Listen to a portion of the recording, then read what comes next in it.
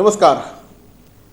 ठाणे वर्तमानमध्ये मी नितीन बोरसे आपलं पुन्हा एकदा सगळ्यांचं हार्दिक स्वागत करतो. नमस्कार शर्माजी, सर्वप्रथम आपलं अभिनंदन. आपण कोरोनामधनं मुक्त झालेले आहात आणि जवळपास 15 दिवस आपण कोरोनाशी फाईट केलेली आहे. आपला अनुभव जो आहे हा अनुभव अनेकांना फायदेशीर ठरू शकतो, मार्गदर्शक ठरू शकतो. साधारणपणे कोरोनाच्या लढाईमध्ये तुम्ही सुरुवातीपासून होतात. अगदी म्हणजे तुम्ही ग्रामीण भागामध्ये तुमचं मोठं काम आहे, त्या परिसरामध्ये तुम्ही मोठ्या प्रमाणामध्ये ग्रामीण जनतेला औषधांचं वगैरे वाटप करत होतात, अन्नधान्याचं वाटप करत होतात.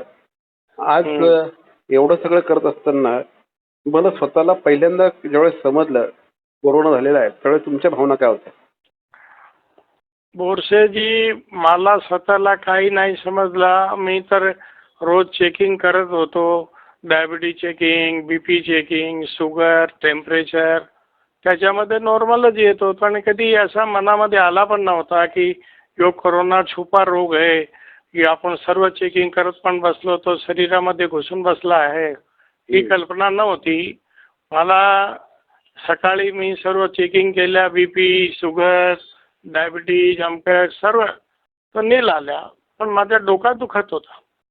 तर डोका दुखण्यामुळे मी doctor Sushil Indoria life care हॉस्पिटलचे जे संचालक आहेत त्यांच्याकडे गेलो की डॉक्टर साहेब मला तर काहीच नाही आणि डोका दुखतो. त्यांनी सर्व चेकिंग केली. बोलले तुम्हाला कोरोना नाही होऊ शकत, पण 5% आपण सेफ्टीसाठी तुमची कोरोना टेस्ट करूया. तर त्याने केली तर पॉझिटिव्ह आला. पॉझिटिव्ह आल्यावर त्यांनी मला सांगितलं आश्चर्य आहे एवढा मशिनीचा उपयोग करून पण योग कोरोना कसा घुसतो शरीरामध्ये. आणि असं मला योग कोरोनाची लागण झाली आणि मी तिकडे भरती झालो. ओके. त्यावेळेस साधारणपणे कशा प्रकारचे उपचार होते तुमच्यावर आणि काय सांगाल, हा 15 दिवसाचा कालावधी काय होता तुमच्यासाठी? योग कालावधी तर माझ्या म्हणणं आहे कोरोना 60च्या वरच्या माणसाला, 55 आणि 60च्या वरच्या माणसाला येऊ नये. योग दुप्पट त्रास देतो. जर नौजवान कोणाला झाला की तो 5व्या 7व्या दिवशी कामात लागतो, पण ज्यांना डायबिटीज आहे, किडनी आहे, हार्ट आहे, अशा लोकांना झाला तर तो रिकव्हरीला डबल वेळ लावतो आणि त्याच्यामध्ये पण त्याचा भाग आहे. जगला तर जगला, गेला तर गेला. अशा प्रकारातून आपण बाहेर पडलो आहोत. तुम्ही साधारणपणे काय हे जो सगळं आज तुम्ही बाहेर पडलेला आहात, तुमचं नक्कीच अभिनंदन. कारण वयाच्या 67 वर्षी हा आजार झाल्यानंतर मोठ्या प्रमाणात त्रास होत असतो, पण तरीही इच्छाशक्तीच्या जोरावर तुम्ही याच्यातनं बाहेर पडलेला आहात. काय तुम्हाला औषधं दिली जात होती, काय त्रास होत होता? ते कोरोना संबंधित इंजेक्शन येते ते मला देण्यात आले. गेले 10 दिवस औषधं देण्यात आला.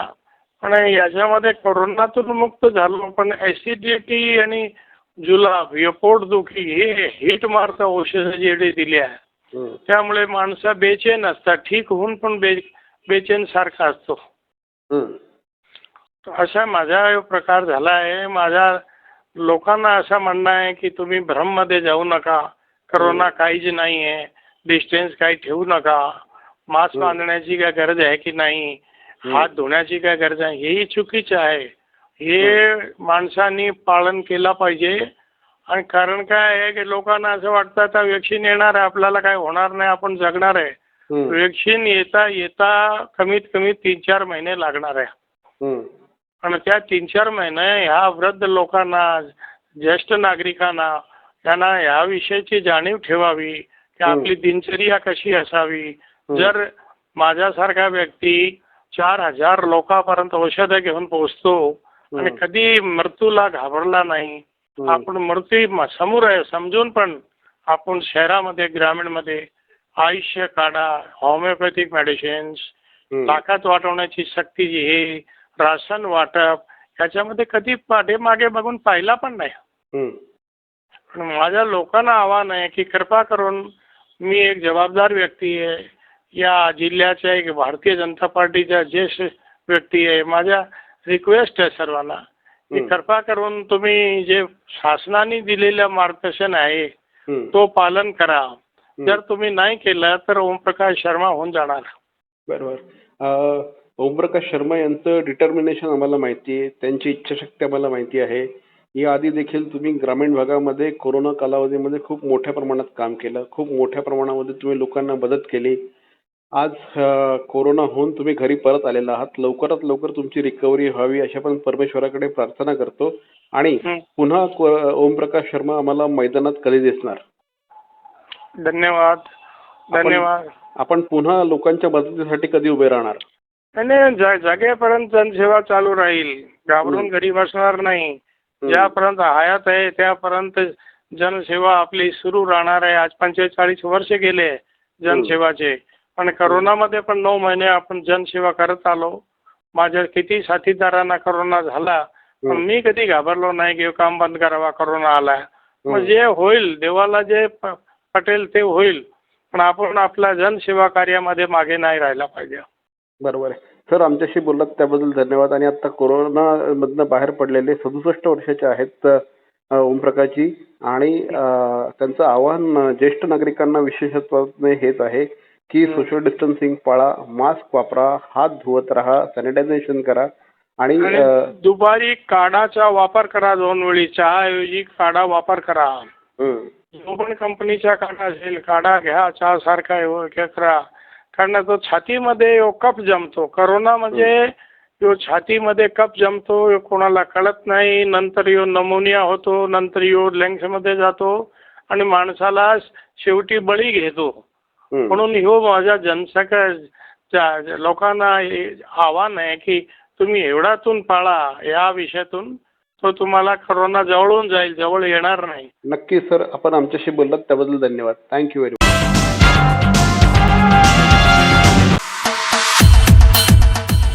भारतीय जनता पार्टीचे प्रदेश चिटणीस श्री संदीप लेले यांना वाढदिवसानिमित्त तमाम कार्यकर्त्यांच्या, मित्रांच्या आणि हितचिंतकांच्या वतीने वाढदिवसाच्या हार्दिक शुभेच्छा.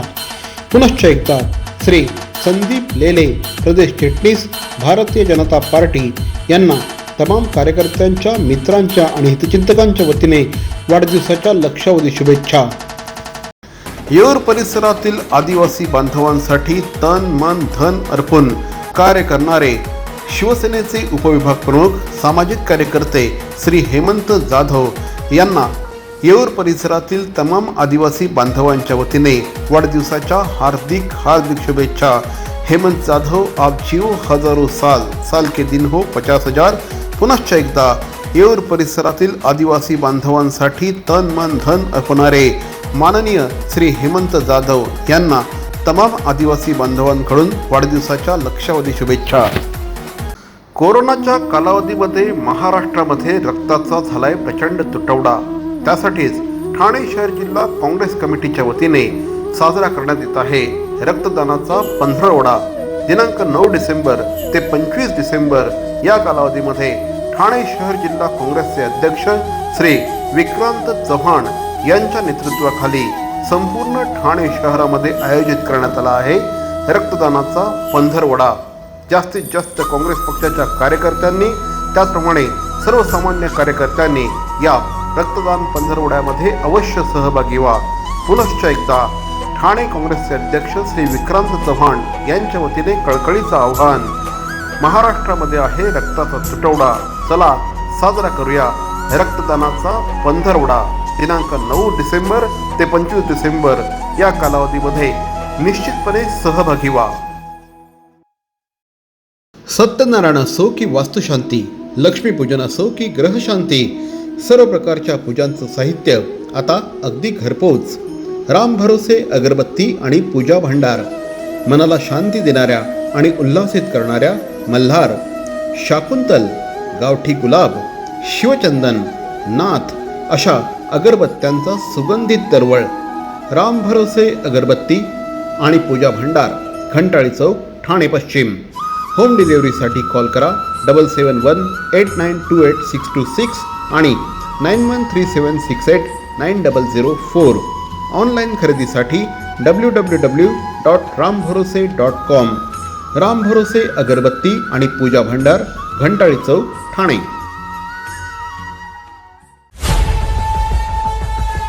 शिवसेना उपविभाग प्रमुख आणि येऊर परिसरातील सामाजिक कार्यकर्ते श्री हेमंत जाधव यांना श्री गणेश टाक शिवसेना उपविभाग प्रमुख यांच्या वतीने वाढदिवसाच्या हार्दिक शुभेच्छा. आपल्या कार्यकर्तृत्वाने स्वतःचा असा वेगळाच ठसा उमटवणाऱ्या माननीय श्री हेमंत जाधव यांना पुनश्च एकदा श्री गणेश टाक यांच्या वतीने वाढदिवसाच्या हार्दिक शुभेच्छा. 70% सेल काय? 70% ऑफ, 70%? छे, काहीतरीच काय. शी, पॉसिबलच नाही. 70% ऑफ शक्यच नाही. शक्य आहे. ग्राहकांच्या हितासाठी पॅरॉनने आणला आहे अप टू 70% सुपर डुपर धमाका सेल. अगदी सर्व कपड्यांच्या खरेदीवर up to 70% off. Conditions apply. Up to 70% धमाका sale. Baron Men Studio, Congress office समोर, आमंत्रण हॉटेल शेजारी, ठाणे. संदीपजी, आपलं वाढदिवसानिमित्त अभिष्ट चिंतन. धन्यवाद. काय सांगाल, काय संकल्प आहे वाढदिवसाचा? संकल्प असा काही विशेष नाही आहे. आता कोविडमुळे गेले जवळ 8-9 महिने सर्व ठाणेकर नव्हे तर तमाम महाराष्ट्रातले लोक प्रभावित झाले होते आणि गेल्या 2-3 महिन्यापासून कोविड पासून आपण थोडे बाहेर पडतोय. तर सर्वप्रथम सर्वांना चिंतन करीन की कोविडच्या संकटातून बाहेर येऊन सगळ्यांचे काम धंदे रोजगार पूर्ववत व्हावेत ही मी यावेळेला ईश्वरचरणी प्रार्थना करतोय. येस, मोठी जबाबदारी तुमच्याकडे आली आहे. प्रदेश सचिव पदाची जबाबदारी आता संघटनेने तुमच्याकडे दिलेली आहे. काय सांगाल, ही जी मोठी जबाबदारी आहे या जबाबदारीवरनं काय प्रामुख्याने करावं असं वाटतं आता? नाही, आता मी 2 टर्म जिल्हाध्यक्ष होतो भाजपचा ठाणे शहर जिल्ह्याचा आणि प्रदेशने आता मला माझ्या संघटनात्मक कामामुळे महाराष्ट्र प्रदेश सचिव जबाबदारी गेले 6-7 महिने झाले. त्यामुळे जे पार्टी जी जबाबदारी देते, कामं देते संघटनात्मक, सगळ्यांच्या निवडणुका देखील आहेत, तिथे मला प्रभारी म्हणून काम दिलेलं आहे. त्यामुळे येणाऱ्या काळात माननीय प्रदेशाध्यक्ष चंद्रकांत दादा देवेंद्रजी यांच्या आदेशानुसार संघटनेचं काम मी करत राहणार आहे. करेक्ट.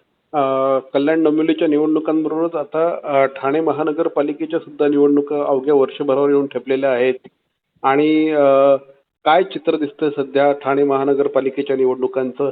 कारण बीजेपीने ऑलरेडी डिक्लेअर केलेलं आहे की आम्ही एकट्याने ही निवडणूक लढणार आहोत. एक मोठी अपॉर्च्युनिटी आहे असं वाटतंय तुम्हाला? हो, नक्कीच. कारण गेल्या वेळेलाही युती नव्हती. त्यावेळेला मी स्वतः अध्यक्ष होतो तेव्हा आमचे 8 नगरसेवक होते. 8चा आकडा 23 वर आणि चिखलीतून 24 ही आमची संख्या झाली. यावेळेला जर 3 पक्ष एकत्र येणार असतील तर स्वाभाविकच भारतीय जनता पार्टीला जी पोकळी मिळणार आहे ती पोकळी भारतीय जनता पार्टी ठाणे शहरात नक्कीच भरून काढण्याचा प्रयत्न करेल आणि आमचं संख्याबळ वाढवण्याचा प्रयत्न भारतीय जनता पार्टीचा राहील.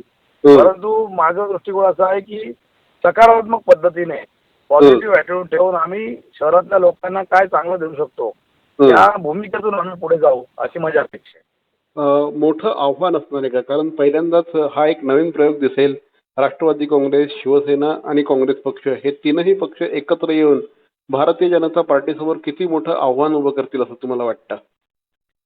एक लक्षात घ्या, मोठं आव्हान हा शब्द ठीक आहे, परंतु मला विचाराल वैयक्तिक तर मी आता गेले 25 वर्ष ठाणे शहरात भारतीय जनता पार्टीचं काम करतो आणि मोठं आव्हान असतानाच कामाला सुरुवात केली आहे. त्यावेळेला जे आव्हान होतं मोठं त्यापेक्षा काही वेगळं मोठं आव्हान आता आहे असं मला वाटत नाही. उलट त्यावेळेला तर काहीच नव्हतं. आता जर भारतीय जनता पार्टीच्या 303 खासदारांसह केंद्रात भारतीय जनता पार्टीचं एक विश्वव्यापी नरेंद्र मोदींचं आहे. महाराष्ट्रात देखील भाजपचं संख्याबळ मोठं आहे. मोठा जनाधार सर्व जाती धर्मांमध्ये सर्व समाजामध्ये भाजपाला प्राप्त झालेला आहे आणि त्यामुळे त्याला काही आव्हान वगैरे समजण्याची आवश्यकता असं मला वाटत नाही. दिवस आम्ही पुढे पुढे वाढत आहोत आणि राजकारणात काम करत राहायचं असतं. निकाल देणं हे जनतेचं काम आहे. ते योग्य काम केलं जनता योग्य तो निकाल देते. गेल्या काही दिवसांपासून भारतीय जनता पार्टी ठाणे शहरात आणि इतरत्र देखील खूप मोठ्या प्रमाणात आक्रमक झाल्याचं चित्र बघायला मिळतंय. काय सांगाल? बिलकुल आक्रमक, विरोधी पक्ष आक्रमकच असला पाहिजे. हम्म, गेल्या टर्ममध्ये महाराष्ट्रात भाजपची सत्ता होती हम्म, आणि शिवसेनेबरोबर युती होती. हम्म, तर महानगरपालिकेत देखील युती नाही आणि राज्यात देखील शिवसेना, राष्ट्रवादी काँग्रेस यांचं सरकार स्थापन झालेलं आहे हम्म, आणि त्यामुळे भारतीय जनता पार्टी विरोधी पक्षाच्या भूमिकेत आहे. हम्म, आणि लोकशाहीमध्ये विरोधी पक्षाने जनतेचा आवाज सतत मांडला पाहिजे आणि विरोध करणं हे देखील विरोधासाठी विरोध जरी नसला तरी विरोध करणे कर्तव्य आहे. त्याचं नावच विरोधी पक्ष आहे. हम्म, हम्म, त्याचा अर्थ त्यांनी विरोधात राहून सरकारी पक्षाच्या चुकांवर सतत बोटं ठेवायचे हे लोकशाहीसाठी हितकारक असतं म्हणून ते केलं जातं आणि ते आम्ही जोरदारपणे करत आहोत. आपण त्याची दखल घेतली याचा अर्थच आमचं काम बरोबर चालू आहे.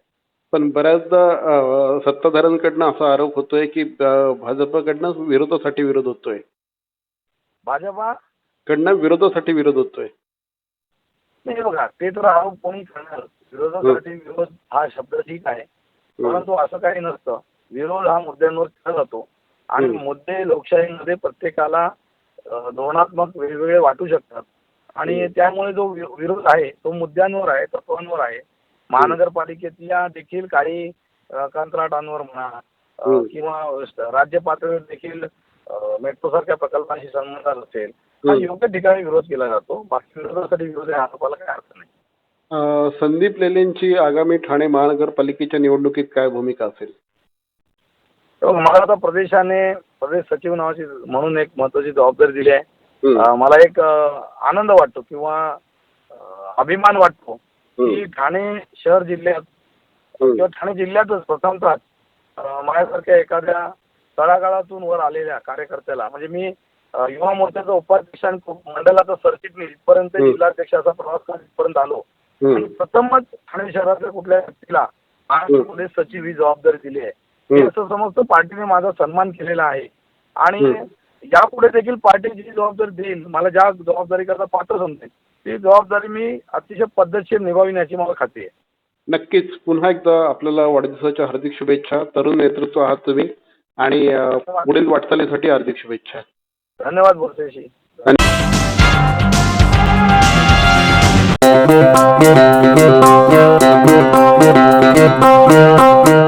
Zip your wallets, don't worry, money will travel swift and fast. Cause TJSB का नया है ये magic Transapp app.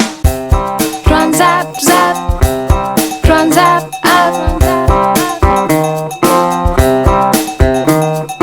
एक ही virtual ID से transaction है secure and safe. Just tap the tab of Transapp app and make your life all sorted. पैसा आया पैसा भेजा हो गया चुटकी का खेल. Simple easy fast है ये Transapp just like a finger snap. Transapp app, Transapp app. मरावे परी अवयव रूपी उरावे. अवयव दानाचा हाच संदेश जनसामान्यांपर्यंत पोहोचवण्याचा संकल्प घेऊन निघाले आहेत ज्येष्ठ समाजसेवक माननीय नानजीभाई खिमजीभाई ठक्कर ठाणावाला. त्याचसाठी काढण्यात आली एक भव्य दिव्य रॅली. अवयवदानासाठी सुरू आहेत ठिकठिकाणी जनजागृती सभा. लक्षात ठेवा, आपला अवयवदानाचा संकल्प वाचवू शकतो कुणाचे तरी प्राण, दूर करू शकतो कुणाचं तरी अपंगत्व अगदी कायमचं, फुलवू शकतो अनेकांच्या संसारात सुखाचे बगीचे. अवयवदानाच्या या महायज्ञात सहभागी व्हा. समाजरत्न श्री नानजीभाई खिमजीभाई ठक्कर ठाणावाला यांच्या पुढाकाराने जनहितार्थ प्रकाशित. नमस्कार, मी मंगेश देसाई. ठाणे महानगरपालिकेच्या वतीने मी तुम्हाला आवाहन करतो, कोरोनापासून स्वतःचा बचाव कसा करावा. कोरोनाबाधित देशामधून क्षेत्रामधून आलेल्या प्रवाशांना किंवा कोरोनाबाधित रुग्णांच्या संपर्कात आलेल्या व्यक्तीस हा आजार होण्याचा संभव आहे. कोरोना आजारापासून स्वतःचा बचाव करण्यासाठी काय करावे काय करू नये हे मी तुम्हाला सांगणार आहे. हे नक्की करा. वारंवार साबण व पाण्याने हात धुवावेत. शिंकताना व खोकताना नाक व तोंडावर रुमाल धरावा. अन्न व भाज्या पूर्णपणे शिजवून खाव्यात. कच्चे अन्न खाऊ नये. आजारी असल्यास तात्काळ आपल्या डॉक्टरांना भेटा व त्यावर उपचार घ्या आणि डॉक्टरांच्या सल्ल्यानेच मास्कचा वापर करा. आणि सगळ्यात महत्त्वाचं, कोरोना बाधित देशातून आलेल्या व्यक्तीने ताबडतोब जवळच्या आरोग्य केंद्राला संपर्क करावा. हे अजिबात करू नये. चेहऱ्याला वारंवार हात लावणे टाळावे. गर्दीच्या ठिकाणी जाण्याचे टाळावे. सार्वजनिक ठिकाणी रस्त्यावर आत्ताच नाही एरवीही थुंकू नये. अर्धवट शिजलेले कच्चे मांस खाऊ नये. सर्दी, खोकला, फ्लू ही सदृश्य लक्षणे असलेल्या व्यक्तींशी संपर्क टाळावा. त्याचप्रमाणे कोरोना बाधित व्यक्तींशी संपर्क टाळावा आणि मास्कचा अनावश्यक वापर करू नये. कोरोना आजार निदान व उपचारासाठी कस्तुरबा हॉस्पिटल मुंबई येथे विलगीकरण कक्ष आयसोलेटेड वॉर्ड स्थापन करण्यात आला आहे. कोरोना आजारासंबंधित उपरोक्त नमूद लक्षणे आढळल्यास तात्काळ महापालिका शासकीय रुग्णालयाशी संपर्क साधावा. अधिक माहितीसाठी जवळच्या आरोग्य केंद्राशी संपर्क साधा. राज्यस्तरीय नियंत्रण कक्ष क्रमांक 02026127394. राष्ट्रीय कॉल सेंटर क्रमांक +91 11 2397 8046. जिल्हाधिकारी नियंत्रण कक्ष क्रमांक +91 22 2530 1740. ठाणे महानगरपालिका टोल फ्री क्रमांक 18002 22108. टोल फ्री क्रमांक 104. सगळ्यात महत्त्वाचं, अफवांवर विश्वास ठेवू नका आणि अफवाही पसरवू नका. सरकारी परिपत्रकावरच विश्वास ठेवा आणि कोरोनापासून स्वतःचा बचाव करा.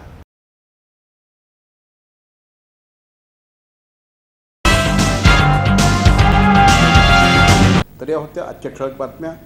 ठाणे वर्तमानचं यूट्यूब चॅनल लाईक करा, शेअर करा, सबस्क्राईब करा. तोपर्यंत धन्यवाद. जय हिंद, जय महाराष्ट्र.